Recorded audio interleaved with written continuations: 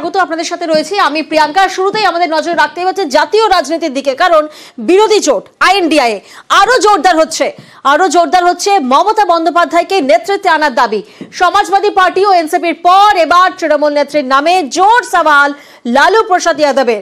গতকালই মমতার নামে সওয়াল করেন ওয়াইএসআর কংগ্রেসের সংসদীয় দলনেতা বিজয় সাই রেড্ডি, আর তারপর লালু প্রসাদ যাদব কি বললেন শোনাবো আপনাদের। लालू जी, ममता जी कांग्रेस उसकी आपत्ति जता रही है। लालू जी कांग्रेस को जताने से नहीं होगा, ममता को। मुख्यमंत्री नीतीश कुमार यात्रा पे जा रहे लालू जी। अच्छा जा रहा है, तो अब तो नैन सेकने जा रहे हैं। न तो ममता जी को दे दिया जाए। हाँ दे दे। প্রতিনিধি আবির এই মুহূর্তে আমাদের সঙ্গে রয়েছেন। আবির, এখানেই তোমার থেকে একটু জানার চেষ্টা করবো যে ঠিক কোন প্রেক্ষাপটে আইএনডিএ জোটের মুখ মমতা বন্দ্যোপাধ্যায়কে করার এই যে দাবি আরো জোরালো হচ্ছে, আর এর ফলে এই যে জোট তা কতটা শক্তিশালী হবে, কতটা মজবুত হবে?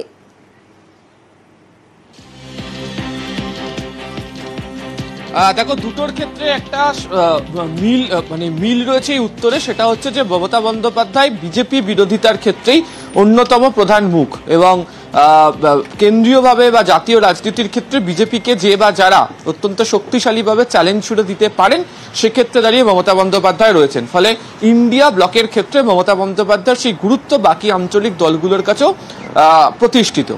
তুমি যদি দেখো, সেটা হচ্ছে যে ইন্ডিয়া ব্লক যখন আলোচনায় বসে, যখন বিজেপি বিরোধিতার ক্ষেত্রে তৈরি করা হয়, তখন যে বিষয়টা সব থেকে বেশি গুরুত্ব পেয়েছিল সেটা হচ্ছে যে বিজেপি বিরোধিতার ক্ষেত্রে অভিন্ন কর্মসূচি নিয়ে কিভাবে এগোনো হবে।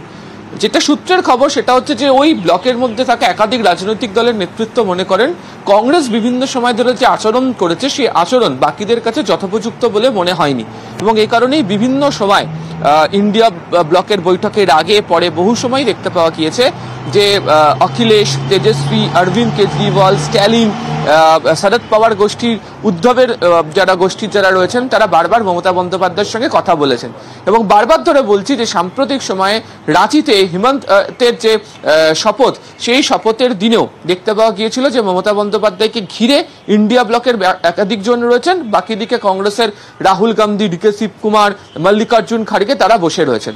ফলে কংগ্রেসের যে থেকেও মহারাষ্ট্র, হরিয়ানার মতো নির্বাচনে তারা হেরে যাচ্ছেন, বাকি জায়গাগুলোতেও আঞ্চলিক শক্তিগুলো ভালো ফল করেছে। এবং যদি পশ্চিমবঙ্গের উদাহরণ দেখতে পাওয়া যায় তাহলে হচ্ছে তৃণমূল কংগ্রেসকে কংগ্রেস, বিজেপি, বাম তাদের প্রত্যেকের বিরুদ্ধে আলাদা আলাদাভাবে বিধানসভা হোক, স্থানীয় স্তরের নির্বাচন হোক, লোকসভা নির্বাচন হোক লড়াই করতে হয়েছে, এবং প্রতি ক্ষেত্রে তৃণমূল কংগ্রেস পরীক্ষিত টেস্টেড ফল দিয়ে উঠতে পেরেছে। ফলে এক্ষেত্রে দাঁড়িয়েই সমস্ত রাজনৈতিক দলের প্রতিনিধিরা মনে করছেন যে জোটের মধ্যে থেকেও কংগ্রেস কর্তৃত্ব প্রকাশ করার চেষ্টা করে, যদিও ফল দিতে পারে না।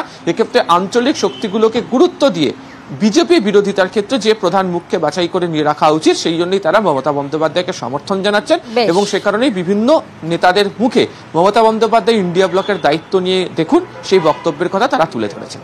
বেশ, অন্যদিকে ওয়াইএসআর কংগ্রেসের সংসদীয় দলনেতা বিজয় সাই রেড্ডিও মমতা বন্দ্যোপাধ্যায়কে ইন্ডিয়ার নেতৃত্বে আনার দাবি তুলেছেন। তিনি পোস্ট করেছেন, ইন্ডিয়া জোটকে নেতৃত্ব দেওয়ার জন্য মমতা বন্দ্যোপাধ্যায় আদর্শ রাজনীতিক ও রাজনৈতিক ও নির্বাচনী অভিজ্ঞতা ও প্রজ্ঞা নেতৃত্ব দেওয়ারই মতো মমতা বন্দ্যোপাধ্যায় বারবার নিজেকে প্রমাণ করেছেন। कांग्रेस को समझना चाहिए कि कांग्रेस का लीडरशिप में इंडिया अलायंस फेल हो गया। देश में ठीक बीजेपी का विरुद्ध में लड़ाई है वो ठीक से नहीं हो रहा है। ममता दी को ले आएंगे उसमें अच्छा ही होगा, ऐसा कोई बात नहीं है कि कोई प्राइम मिनिस्टर होगा। आज देश में जितना लीडर है सबसे आगे नाम है ममता दी को लड़ाई के लिए। ये बात कोई डिनाई नहीं करना सकता है। उन्होंने जानता है कैसे राजनीतिक लड़ाई जरूरत है। एक दिन सबको ही बोलना होगा ये दीदी के ले आना चाहिए। कांग्रेस उनको जो ईगो है, ईगो को हटाना चाहिए।